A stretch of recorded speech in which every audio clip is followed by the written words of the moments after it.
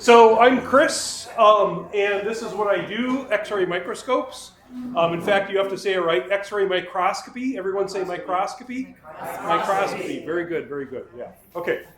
And I've got a bunch of junk up here because we're moving. I'm going to be still visiting Evanston with some frequency, but we're going to be based in Colorado up here in near Keystone ski area. We've got kids in Denver and Boulder, and so we're going to be up in the mountains here. So yeah, I won't be around as frequently anymore, but I'll still be coming back once in a while to Chicago. Well, actually kind of once a month or every couple weeks to Chicago.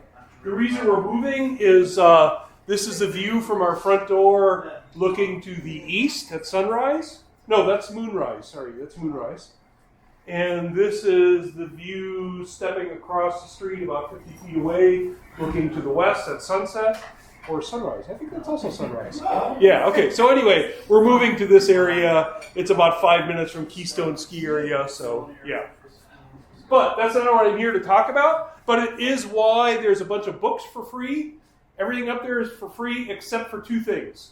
There are some fins that if I can get $50 for, there's some old jet fins. And there's some lead weights if I can get $30 for the set.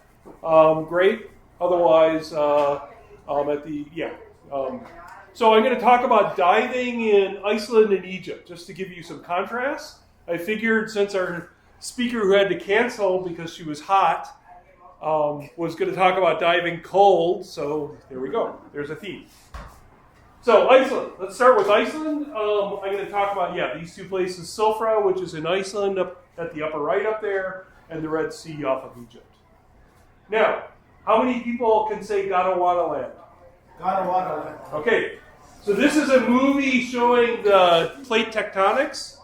The tectonic plates over the last couple 100 million years ago, as can be best worked out from things like magnetic reversals and radioactive dating of rocks at kind of paired locations. And so you can see how we have the plates evolving to our present-day continents. And Iceland is going to be at a junction up there between tectonic plates. And, of course, that factors into news today for reasons I'll tell you in a moment. But, yeah, we have an active planet. We have these tectonic plates that are moving around and separating. And that's part of what makes Iceland a very interesting place. I guess it's playing backwards now. Yeah.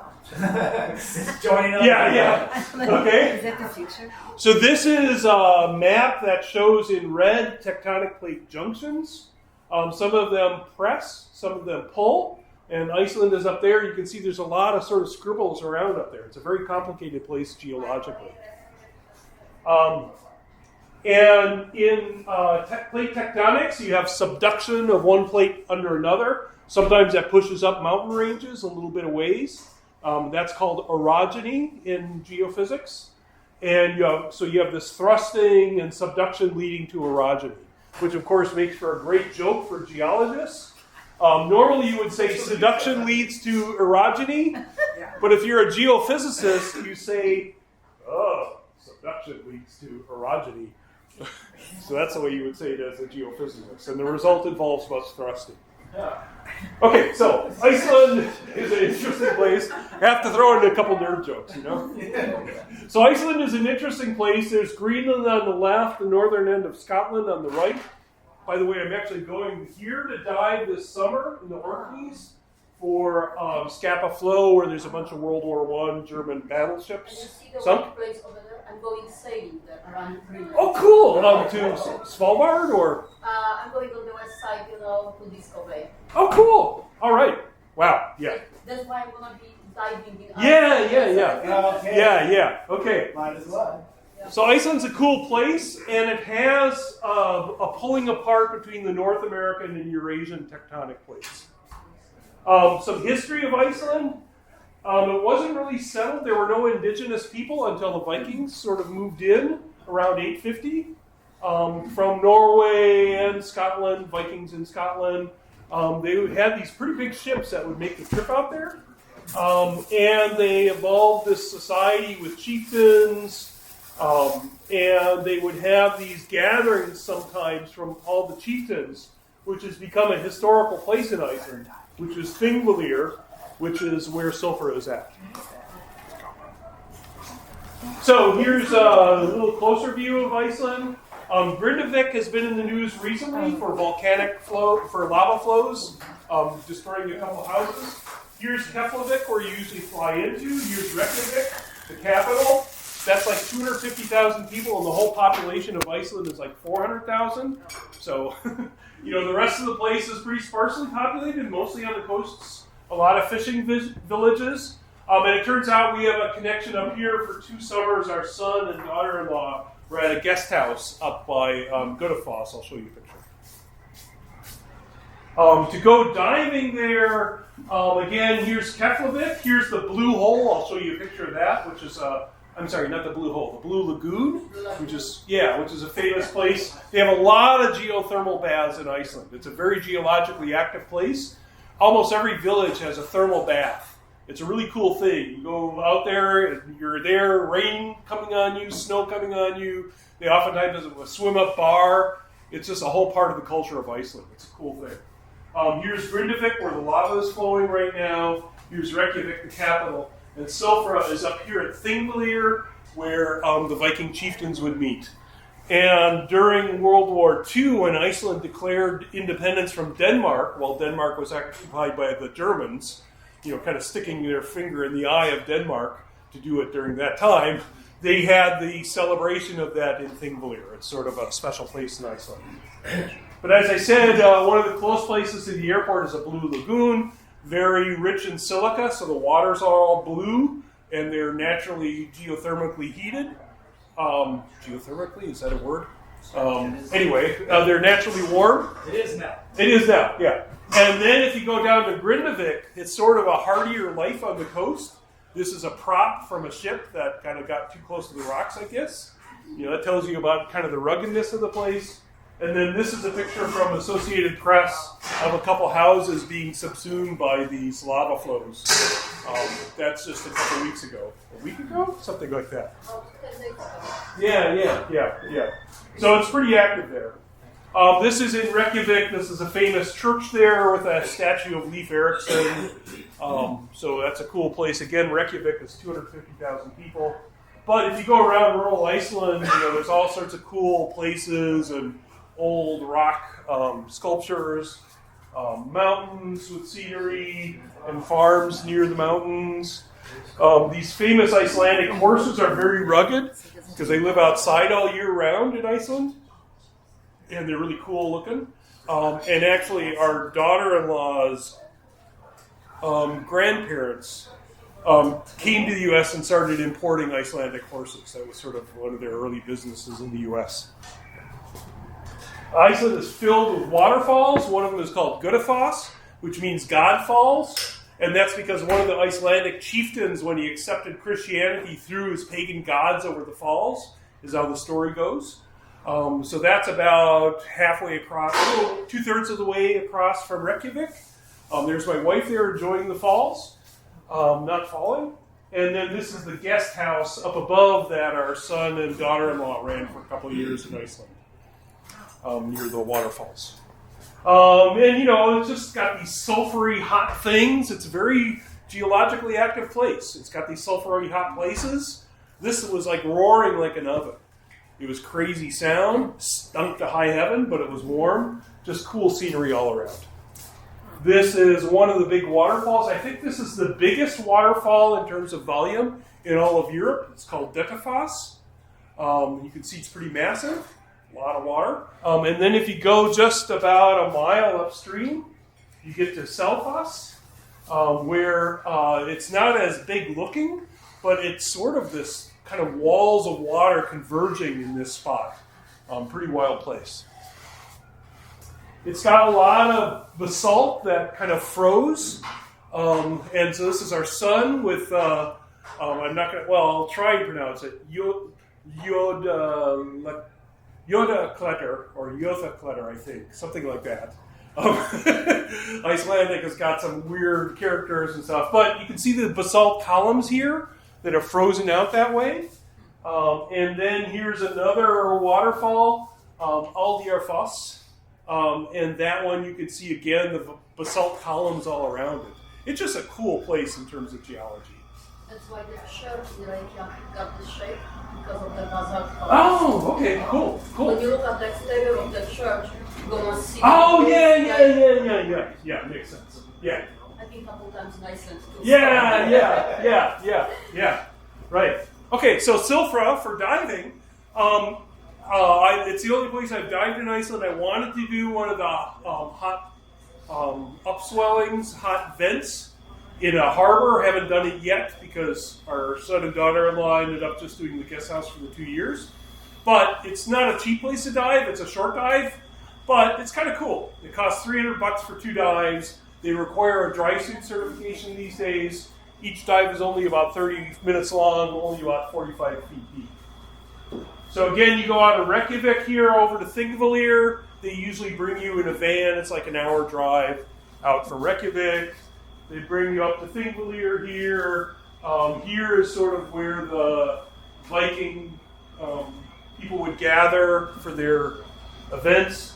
If you zoom in a little bit, when you get up to Thingvellir, there's a parking lot here where all the divers get ready, and then the dive starts here and it ends there. I'll show you that again in a second. So you park, you have to walk with your gear to the entrance of the dive, and then you have a long walk back after the dive with all your gear. So be prepared to walk a little bit in your dry suit. But diving, you've got these mountains off in the distance with snow on them. That's pretty unusual for diving, It's kind of cool. And there are all these fissures in the earth there, because Iceland, again, it's just nuts. It's a geologically crazy place. And these ones aren't steaming, but other places they are. But yeah, you have all these fissures all over the place. And one of the fissures is a bit wider. That's the dive site. So here we are kitting up for the dive. This was in April, and so it was still pretty cold. But we're kitting up. Iceland does not get super duper cold because it's moderated by the ocean all around. But still, it gets windy and stuff.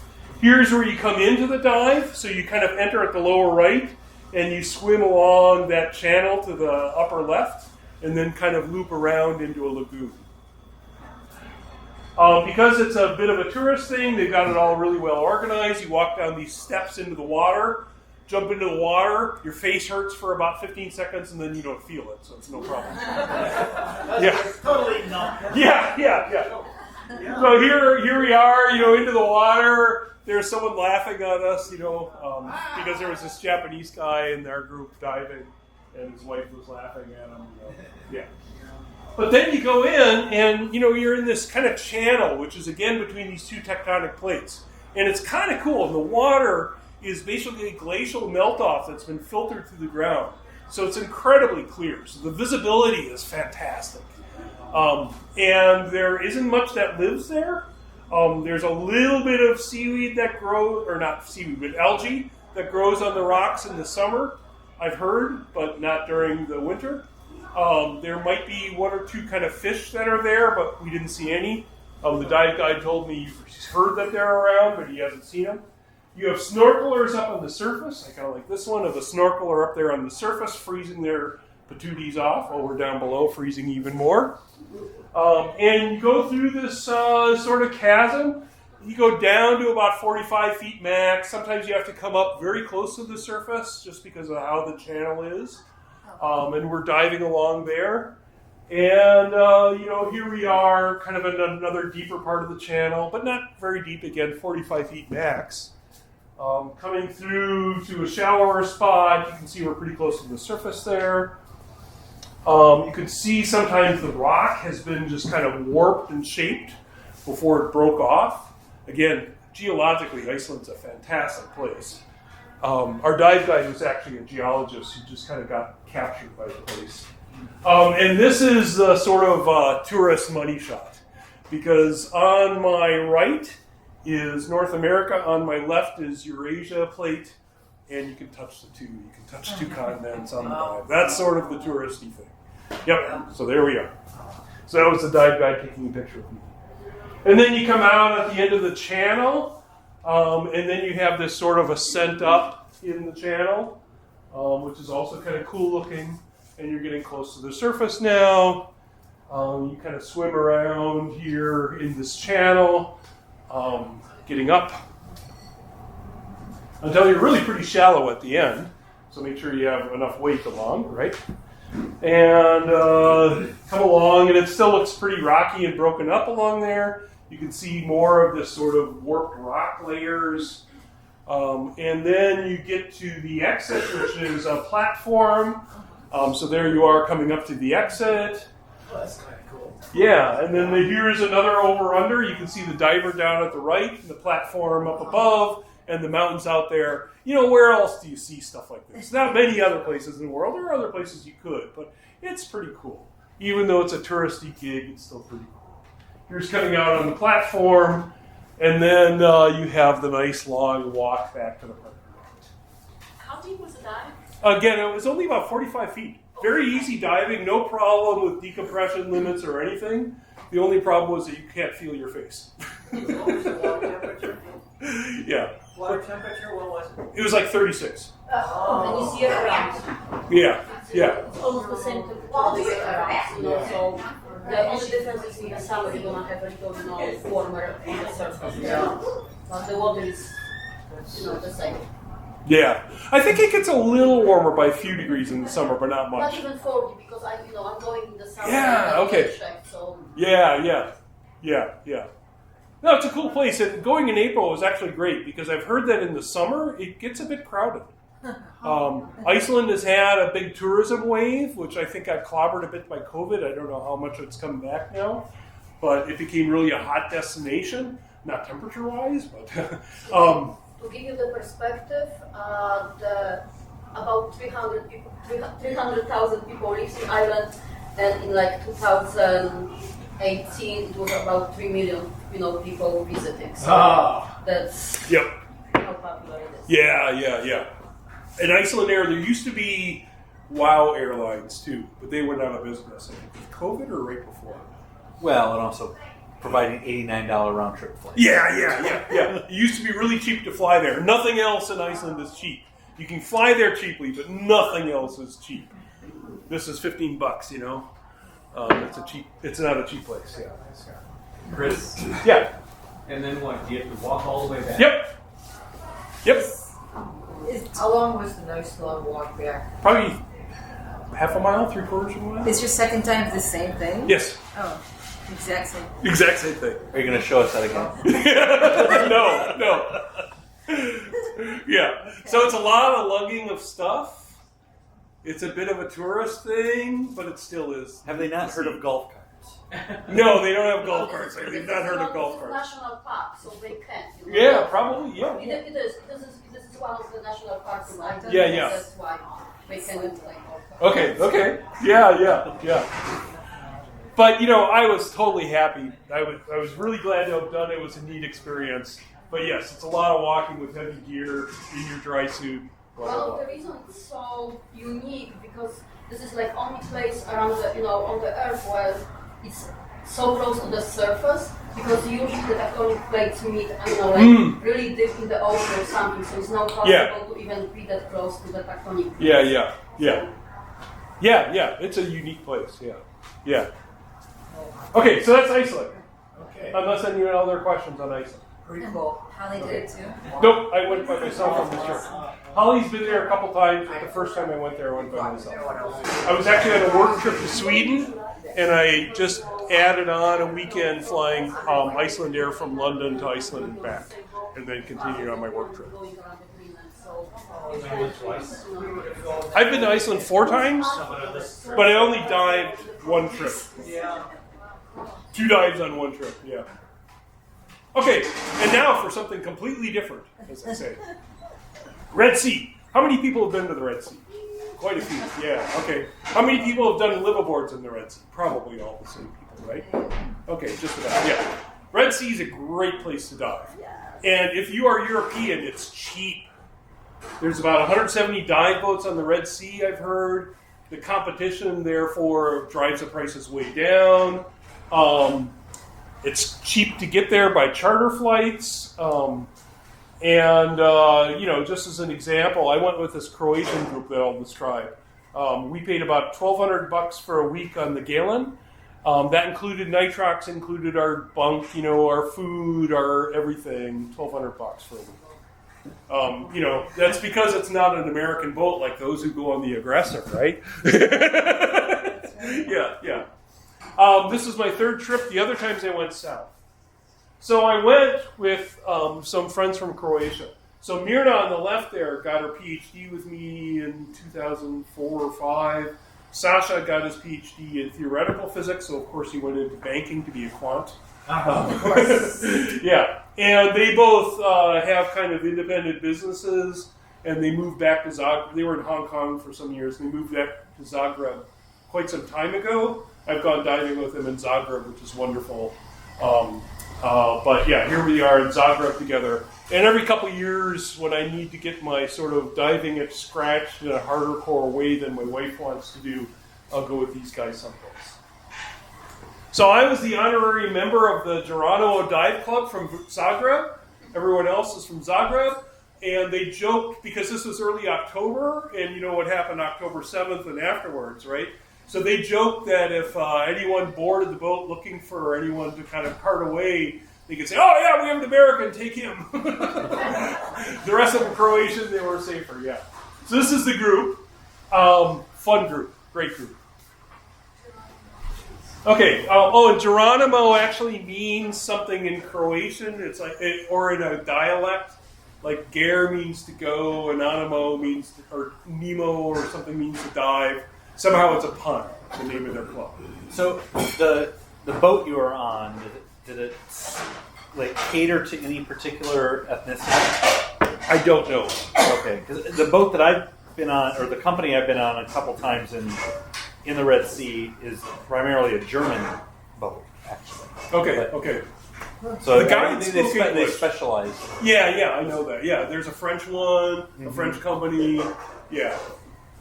These guides were mostly English speaking. I mean, they were Egyptian guides, but I think they mostly did English. But that's because it's a common language for most of European diving. Okay. Yeah, but I don't know that they cater to any one group. Probably not Croatian. Yeah. Okay, so for those of you who've been to Egypt, you know this. You very often fly into Hurghada. There's 2 other departure locations, Port Galib and Marsalam, which are like a 3-hour van ride south. And they promised us that we'd be getting on and off the boat in Hurghada to dive the north. Inshallah. So it turned out we flew into Hurghada, and we had to take the van down to meet the boat in Marsalam and then go up north. Yeah. Okay, but it was all right. We did some great dives in the south. These are all sites that I've dived on all 3 trips I've been to Egypt. So, I flew in. I was actually in London for a couple of days for work, flew in through Istanbul, got into Hurghada. I stayed at the Marriott in Hurghada to be in the American bubble, and it especially felt comforting in early October to be in a safe bubble. You wake up to this, and it's all fancy, ritzy-titsy tourist and Hurghada, fancy hotel, nice Marriott, nice pool, et cetera, et cetera. And then you start to make the trip in the van going south, and you see, Hurghada is a weird place. Egypt is a weird place.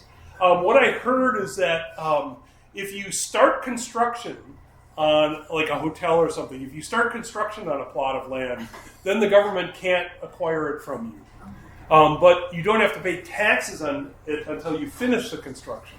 So there are a lot of unfinished places like this. And apparently it's because of the way that you avoid having your land sort of overtaken by the government but not paying taxes to the government. So there's a lot of this all over the place. And here's the Desert Rose Resort. Looks fantastic, right? So Hurghada is weird. It's got a couple fancy hotels, and it's got a lot of, sort of decrepit stuff. Here's on the drive on the desert south. You're going 3 hours in the desert. A bunch of you have probably done this, right? Here's a police guard post along the way, looking out at the desert at sunset, junk laying around. Here's a mosque at sunset on the way, and then it's dark, and we make our way down to the boat. We get down to where the boats are, and our van pulls up, and kind of instantly out of nowhere comes about 15 kids who are sort of 10 to 15 years old who are, happy to help us unload. And, so we're all just unloading onto these Zodiacs here to get out to our boat. Here's our boat. There are about probably 30 boats out there tied up in the harbor because everyone comes in on Saturday, switches over. So there's our boat, the Galen. So we're hopping on the boat. This is getting to my cabin. It turns out I got there before the charter flight from Zagreb did, so I got on the boat a couple hours before everyone else. Nice cabin. They happen to have all the beer stored in my cabin, too. That wasn't yours. Yeah. Then the Croatians show up, and everyone's getting set up on the dive deck. They showed up, I think, at 1 a.m. So it's pandemonium. But they get there, and then the next morning we wake up. And there's other boats around. Can you go back? Oh yeah. What? The big tanks on the end. Oh. So we had the weirdest thing. They apparently had a nitrox blender that was broken. Okay. So they had to lug all these giant oxygen tanks on. And the guy who was in charge, the engineer for the boat, who was in charge of doing all the nitrox blends, he, I would say he didn't have a sophisticated mathematical training. And so he had a method, which was after every dive, you would drain every tank, fill it with air to a certain PSI, or fill it with oxygen to a certain PSI, and then fill it to air the rest of it. That way you could get a controlled blend. And you have to have an oxygen service tank to do this. Yes. I guess he did. Maybe he did air first, but yeah. Yeah. Okay, I guess it doesn't go through your regulator, so that's okay. Yeah. But he did it by pressure, not by let it run for 2 minutes and then I'll do it. No, he did it by pressure. Okay. Yeah. But he had to vent every tank. Every time, yeah. Every time. Yeah. We tried to persuade him to try, custom blend. I actually wrote up a 2-page thing on, the mathematics. Didn't work. Because of course you did. Yeah. So we wake up in the morning, there's a bunch of dive boats there, we're ready to go out. You look out at the desert. Again, the Red Sea is the weirdest place because it's incredibly lush and glorious underwater. It's beautiful. It's a great place to dive. And you look out on land, and it's like desert. And then you have stuff like, this rusting old ship that's sunk here at the harbor, just kind of sitting there. It just contrasts, Egypt's an interesting place. Yeah. But then you get out in the water, and the sun rises and the sun sets, and everything's good. You're having a good time, Here's a couple of people on the back deck of the boat after a dive. Everything's pretty good once you're out there, right? Okay, so where did we go diving? Again, these are places I've dived before, and we did actually start down here in Marsalam and did some of these dives like Elphinstone, but then we got up to a bunch of you have probably been to places like that, but what many of you I think have not, or not as many of you have done is the wrecks. And so that's what I'm going to concentrate on. But first of all, I have to say something about diving with the Croatians. I'm the American there, right? And I'd say about half of them had pretty good English. But it was a rollicking good time. I was also the oldest person by far on the boat, It was a great time. These were fun people. Here's here's a dive briefing, right? Yeah. Here's having a meal on the boat. They do kind of half Croatian, half English. It was just a fun group. I had a good time. And also, this boat was for vegetarians. This boat was fantastic. They had really good Egyptian food. They weren't trying to give us American food. It was really good. So I was very happy with that, too. And the usual scene on liveaboards, where you've got people kind of hanging out between dives as you're cruising to the next site. Just good times, just lazy times. It was a lot of fun. Yep. So good group of people to dive with. And here's coming up from a dive at sunset. Just good times. Yeah. Okay. So diving with Geronimo group. Here's their dive flag. Which, if you've been in the Red Sea, some sites there are like 5 or 6 or 7 boats there at the same place. And so having a flag underwater to know which boat is mine. Which one do I come up on? It's very handy. So they had their Geronimo Dive Club flag that they would put on the weighted line down below. That was very useful. Yeah. Has anyone come up on the wrong boat in the Red Sea? Yeah. It's easy to do. Right? Yeah. This is my roommate, Girga. He knew a little bit of English, more than I knew Croatian, but only a little bit more. But here he's carrying a Finding Nemo Disney card to show to some Nemo fish. And so he was very insistent that I take this photo of him explaining to the Nemos what their Finding Nemo card looked like. Yeah. And of course in Egypt you've got all kinds of beautiful fish. Here's lionfish, scorpion fish. It's just great for fish photography, all kinds of fun stuff. So I'm only showing you a few. Just lovely to see all these colorful tropical fish. But again, we were there on a bit of a different trip, which was to dive wrecks. About, I think, maybe a third to maybe 40% of our dives were wreck dives on this trip. And the first one we did was the one called the Salem Express. Now, this is a big ship, and a lot of dive operators, I think, don't do it because the Egyptians are a little sensitive about it, because hundreds of people died on this wreck. It was a ferry boat. It hit a reef in 1991 when the captain was sort of doing the shortcut, ripped a hole in the bottom, and sank. And at a certain point, the Egyptians actually welded shut doors to some of the lower decks because it was too dangerous to recover bodies anymore. And so it's sort of a weird place, the Salem Express here. Yeah. And you'll see, it's a big ship. So here's the dive briefing diagram. And among the things you're going to do is go into the back door of this big car ferry and swim through and come out at a certain point. What's that?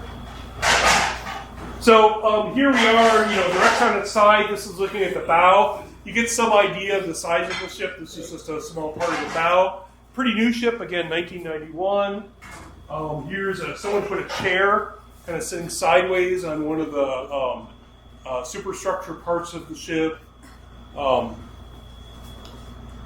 Again, you kind of see the scale of the ship. It's huge as people are swimming along here. Here's one of the lifeboats on the bottom. That was kind of creepy to see, right? Yeah. Where was the ferry, or what path? I think it was a ferry from someplace in Saudi Arabia to Hurghada. I think. So it was 90 feet the deepest, pretty much? Yeah. It wasn't that deep, right? Because it hit a reef near enough to shore, ripped out the bottom, sank very quickly. Yeah. It says you moor about a quarter of a mile away to the Zodiac. Here's going into the ferry loading dock. Again, the ship's on its side, so we'd swim into this and kind of go down this thing. All kinds of artifacts along in there, some of which I didn't take pictures of, but it just got stuff all over there, like suitcases, because people would be, doing a trip for seeing family and vacations and so on. And then you pop up from a hatch and come out over the top of the ship and then kind of look around some more. What size tanks? I'm sorry? What size tanks do you guys? Scuba tanks? I used a 15 liter. You can pay, I think it was 15 liter. You can pay extra. So an aluminum 80 is like 11 liters? Yeah, something like that. Yeah. So you could usually pay extra on these dive trips to get a 15 liter tank. Which 9 trucks? Yeah. Well, you mentioned. Yeah. We were doing kind of pretty much constant 32%. So steel or aluminum? Aluminum, 15 liter. Yeah, it's like an aluminum 100, one of the worst tanks ever. Yeah. They suck. Yeah. They're bulky, they're buoyant, but Yeah. yeah. Can you penetrate? It looks like you can safely. Oh, we penetrated a lot. Okay. Yeah, and it's pretty wide open. There's not anything to be entangled upon unless you work really hard at it. Yeah. We didn't go into some of the... if you were a really serious wreck diver and wanted to run a line and had a trip where they would take more time to be there, you could do more. We didn't. We had a lot of really good divers, here's some people on some side mount doubles. We had a lot of really good divers on the trip, some cave divers and stuff. but we didn't do any hardcore penetration on this trip. Yeah. So here's coming up, getting on the Zodiacs, and ending the dive. Okay, the next one was to go up here. So Sharm el-Sheikh, you'll see up here, is sort of a famous tourist destination, a lot of hotels, a lot of day dive trips out of there. And so we've crossed over from the Salem Express, which I think is here, up to the Beacon Rock, and doing a wreck called the Dunraven. So we get up there, and now we're kind of up where it enters into the narrowing of the Red Sea, leading to the Gulf of Suez. By the way, I should say that while we were there, just like today, there are these adventures between the Houthis in Yemen and the U.S. Navy. That's about 300 miles south of where we were, fortunately. So we were there when there were, skirmishes going on, but it was quite far away from us. Yeah. My wife was sort of like, are we going to go? Yeah. Okay, Beacon Rock. Here we are. Here's the Dunraven. As you can see, it's upside down and with a bunch of breaches in the hull, so it's really neat, easy penetration. We only did easy wreck penetration on this trip. Here's at the prop and the rudder, and here's inside the hull.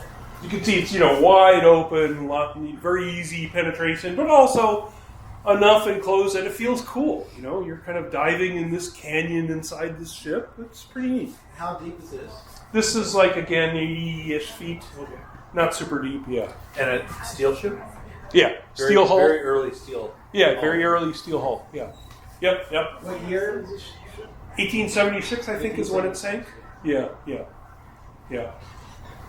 I think wooden ships in this area decay. Yeah. Yeah, so I don't think there's many wooden wrecks around. Yeah. Come across creepy divers holding their lights like Halloween, That was one of the guys from the group. Here's another guy from the group. And then at the end, they wanted a group photo. So it turned out, this is weird. There are a couple of people with GoPros and one person with a cool 360 camera that I'll show you. I was the only person who had an interchangeable lens camera with strobes on this whole group. So they were all expecting me to take pictures of them all the time. Lynn can probably relate, right? Yeah. But they wanted me to try and get a good picture. And Croatians, I'll tell you a story at the end, but getting Croatians to agree on something is impossible. Or at least for this dive group. They were great fun, but getting them to agree on anything is impossible. Getting them gathered for a group photo at the end of the dive was insane. But anyway, I got them together, sort of, got a picture of them, yeah. Okay, the next one we did was the Thistleborn, which is pretty famous. How many people have heard of the Thistleborn? Anyone dived on it? Ah, all right. Cool. You and I. Oh my God. Yeah.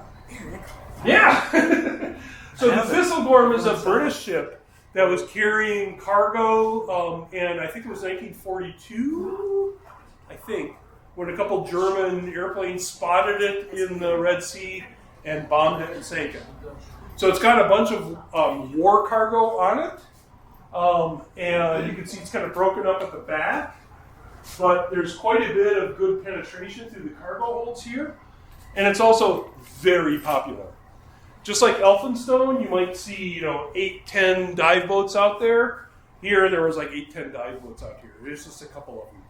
Now, it's also sort of out in the middle more of the channel. And was it a ripping current when you did it? No. It was wicked. It was a wicked. I rarely skip a dive. I skipped the second dive on this because we went on the first dive, and the current was just grabbing on and hanging on to the rope. And there were ropes. You'll see. There's a picture. Ropes going this way and that way. Which boat is yours up there? How do you figure out which boat is yours? And the dive guide said, if you come up on a different boat, they'll just bring you over, don't worry. Very lackadaisical about this, yeah. And here's the crappy-looking Red Sea aggressor. But you're down there. I was hoping I had a better picture of this. But because there's 8 or 10 boats, you're down there, and there's 4 or 5 dive groups, and they're going through these holds. And which group is mine? It's a bit of mayhem. Was it like that for you? No, because I was there in July. So Oh, okay. not many divers. No, we had all these different groups and like, which ones are mine? And for a photographer, traveling in a group where you've got to grab pictures on the fly is not easy, right? So it was chaotic. I didn't like the first dive on this very much at all.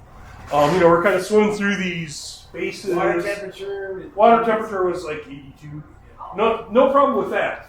Just with sort of chaos and lights everywhere, and which is my group, and big current once you got away from the wreck. I didn't like it very much. But you still get cool things to see, like these motorcycles, which are there. Did you see those? Yeah. Yeah, they're down in the holds. I mean, there's a lot of stuff to see, right? 1870. Do you have No, 1940. the little Yeah, pickup that's the other. trucks? That's the You other. got one of the little pickup trucks? I got some pictures. I don't think I included them in here because they're not as good pictures. Yeah. Another motorcycle. Yeah. I didn't, I was trying to be slightly selective.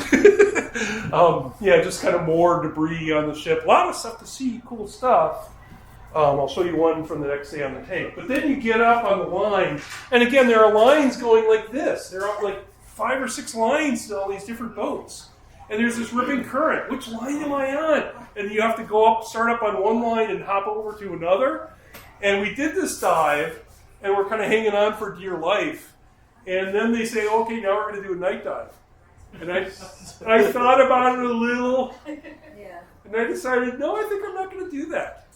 And then, of course, what happens is my friends Mirna and Sasha go. About 2 or 3 other people go. Most of the people bailed out. And once they got 30 feet down, no current, they had this giant turtle swimming around with them, just like... Yeah. That'll teach you. Yeah, that'll teach you. Yeah. Okay, next morning we do another dive there. There's an old tank on the ship that's pretty decayed, but you can still kind of make it out. Or armored personnel carrier or something. You can see the ship's on, the back end is on its side because of how it got warped when it got bombed. But you can still see some pipefish there on the underside of the back. And here's the big prop on the Thistlegorm, pretty cool. Deck gun on the stern, which is pretty cool. So neat to see, nice stuff to see. And again, it was fine the next morning. It was just that one afternoon dive was like this ripping current, which kind of threw me for a loop a bit. Another gun on the deck. And here's kind of a midships where the bow is to the left, the bomb hit sort of to the right, but the bow end, kind of midsection to the bow, is pretty well preserved. And there's, I think, Mirko, one of the divers, coming along. And then, you're up on the line, you can look down. It was pretty good visibility. And you're on the line. And then our friend Sasha loves to blow air rings. And he's pretty good at it. Here's one. You can see there's a ladder for our boat up there. We're going to have to jump over to we're going to have to jump off this line to a different boat to get to our boat in the current. But not too bad. Yeah, there's Sasha blowing a nice air ring from this right. He loves to do that. He loves to swim upside down. He's a strange guy.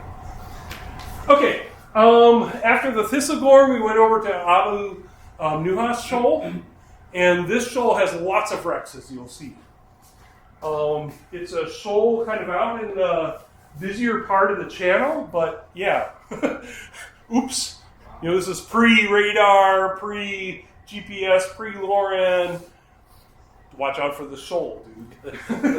Lots of ships wrecked there. And here you can kind of see, even up at the surface, you see remnants of wrecks sticking out of the water. And by the way, that's the Sinai Peninsula behind there in the background. And one of the wrecks there is the Lentil wreck, which I know makes Abhishek very happy. This wreck is pretty cool. Bashed on the reef. No question how this ship sunk. It hit the reef and gashed up the bow and sank. Here we are going down on it, and What year was that? 82 or 52? I better read it back here. 52. built 52, sank 78. Oh, okay. Got it. Thank you. Yeah, pretty late, right? So when did GPS come in? Oh, About that. Or mid If you had 80s, the sure. money, I mean, if you had the money and the Yeah. and the clearance, Yeah. I think it was in the 80s. Yeah. And of course, all these wrecks are covered with coral. Just beautiful, lots of fish around. This is coming down the mooring line onto it. This is sort of a piece of the mast that's fell off to the side. You're just going around the outside of it. Just a neat wreck. It's always cool to see these ships and figure out what happened to them. The prop, nice big prop on it.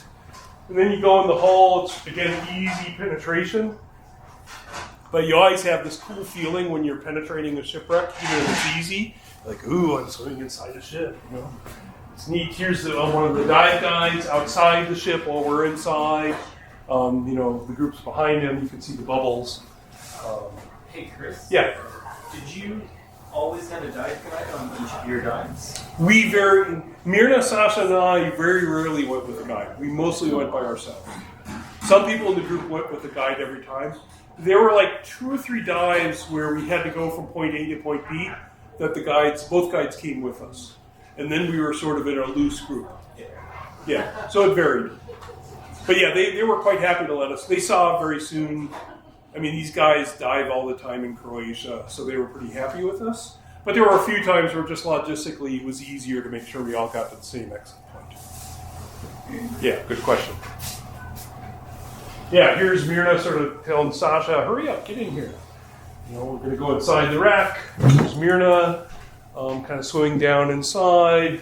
Here you can kind of see the chaos of a ladder or a walking platform or something inside.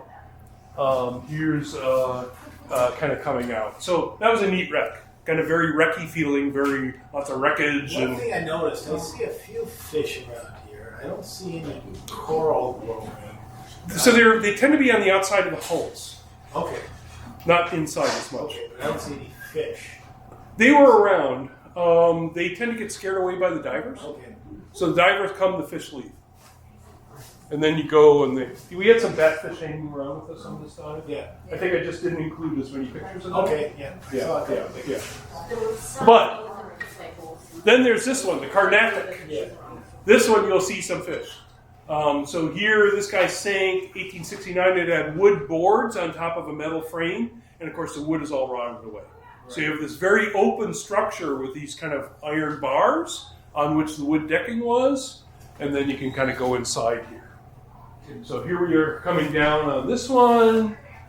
Usually, it started out as a big group, but we spread out pretty well. Usually we weren't in much of a crowd at all. Here you can see kind of the iron beams that would support the wooden deck on the left there, and then you can swim around inside underneath that very easily. So it's, again, very open, very neat. Here's someone coming out from that.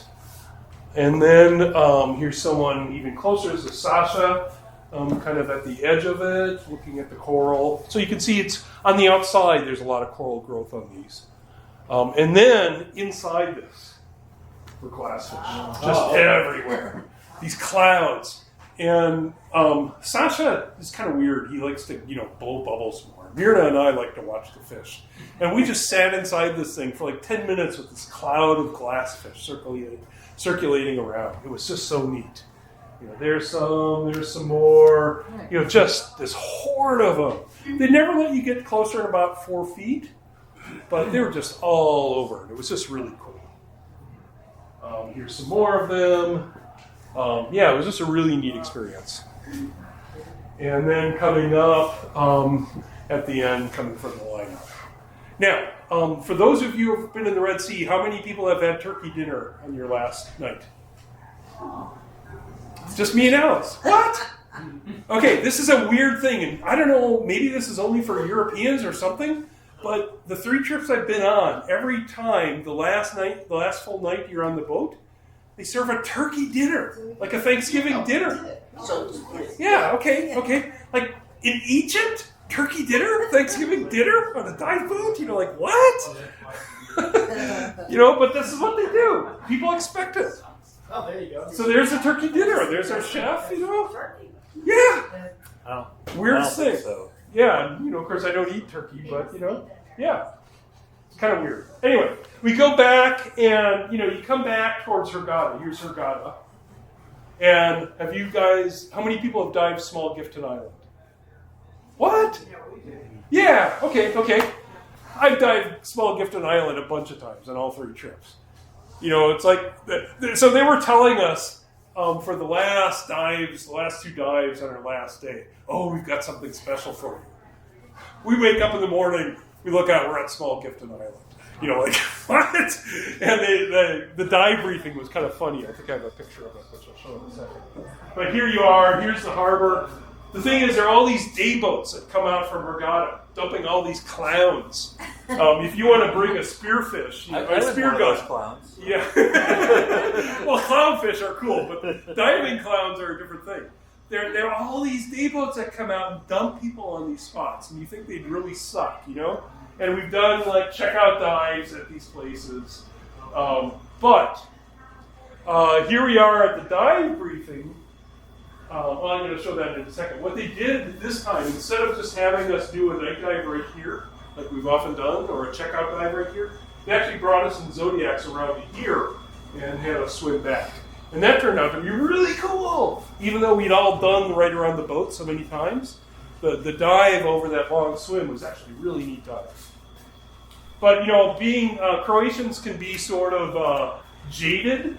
They grew up in the Soviet era. So we get up in the morning and the dive guide tells us, we already know, because we've looked out the window, that we're at Small Gifton Island. And he says, today's dive will be at Small Gifton Island. And one person goes, oh! And everyone just laughs and goes, oh! You're like, fantastic. Right? But it turned out to be a really good dive. And by the way, this is kind of typical of these guys. He also asked us, for tomorrow when we leave the boat, what time do you want to have breakfast? I was thinking maybe 9 a.m. Boom! There's 10 conversations in Croatian going on in parallel all over the place for 5 or 7 minutes. And then Marco, the leader of the group, finally says, yeah, 9 a.m. is good. And the dive guy just laughs. It took you 5 minutes to sort this out. Yeah. But we go out on Small Gifton Island on the Zodiacs, and we go around this point where there's this little police station. This is kind of typical of Egypt. They have these weird little police or military spots all around, which don't look like they're doing very much, but there they are, And we get dropped off. This is actually me with my camera. One of the other guys, I forget his name, Sinisa, took this one of me. And it turned out just to be a lovely dive swimming along the periphery of these islands and getting back. Lots of pretty fish, which I'm not going to attempt to name, because Ernest Rutherford was famous for saying all of science is either physics or stamp collecting. Because at that time, biology was, all taxonomy without any molecular biology knowledge underneath. Yeah, that's a raccoon butterfly fish. Okay, thank you. Yeah, and here's some nudibranch eggs. Just lovely dive. It was really nice. Moray getting clean by a cleaner ass. Some of these fish. You are what I'm thinking of when I think of that sea dive. Oh, we saw this all the time. I just concentrate on the direction. Yeah, right. More of these fish. More of these fish. Fish. Okay, yeah. I see all the fish. They're definitely fish. Yeah, I'm sure some of you are appalled at me kind of glossing over the names of these. Anyway, we're at the end of the trip. It was a lovely time. We then had one more dive over here, which is also where all the dive boats go off. So this is one of those Instagram versus reality things. Yeah. This is Instagram, looking one way off the boat. Red Sea, pristine, uncrowded, lovely. You turn around, reality. All these bozos learning how to dive, the snorkelers, all these day boats out there. Yeah, but we still, once you swam 200 yards, you were fine. Those are day boats. Some of them. Wow. This is a day boat, I think. This is a day instruction boat. Those are probably liveaboards. Those are day boats over there. I did some day diving out of Hurghada, yeah. and there are some really pretty good sized boats. Yeah, sure. yeah. We were there in the 1990. There was no boat there. Really? We had it all to ourselves. Wow. What time of year? Like on a tour. Yeah. So what year did the Germans get hit in Luxor? Do you know? Yeah, it was like right That really cut down. Yeah, that was Yeah. early remember? 2000s. There was a lot of conflict right when we were going. Yeah. And we still went. Yeah. There was an incident where like 15 Germans were killed by a group near Luxor. Yeah, I That think that was really early hammered- 2000s, maybe. Yeah, that could be. Yeah. Anyway, day boats, and of course we had to do one more group shot. Here we are with the group, and then Belma at lower right here. She had this really cool 360 camera. Here's her picture of the 360 camera. Oh. She did a couple pictures with this thing. It's really cool. Yeah, you get these great kind of distorted view, but neat group shots out of it. So that was a lot of fun. Okay, one last thing. I brought Scuba Steve along with me. My daughter gave me Scuba Steve, who you see here. And so I've got a bunch of pictures now in Lake Michigan of Scuba Steve on various wrecks. He's got one of those green plastic encased lead weights on him, so I can set him down. And it turns out Belma, who had the 360-degree camera, also had Scuba Steve. Really? So we had to have a picture of the Scuba Steves. So here are the Scuba Steves. There's me taking a picture of the Scuba Steves. And here are the Scuba Steves. So that was pretty cool, too. That was a crack up. Yeah. Okay. Again, the Croatians were sort of a fun bunch to dive with. They sort of made jokes, a lot of self-deprecating jokes. And one of them was that Croatians are always disappointed. They're always pessimistic, Soviet era, teenagehood for a lot of them, and they're always pessimistic and expecting the worst. And so when we were coming along back, the street's a bit washed out, but you can kind of see the diesel fumes from the boat behind, the diesel smoke from the boat behind. And so they kind of joked, that's the cloud of Croatian disappointment following us. And so that's my friend Mirno and Marco who organized the trip of looking very disappointed. But in fact, we were not disappointed. It was a blast. Here I am with Mirna and Sasha at the end. So great trip, great fun group to dive with. And seeing the wrecks was kind of fun. I'd never done wrecks in Egypt, and it was a great trip. That's it. All right. Yeah.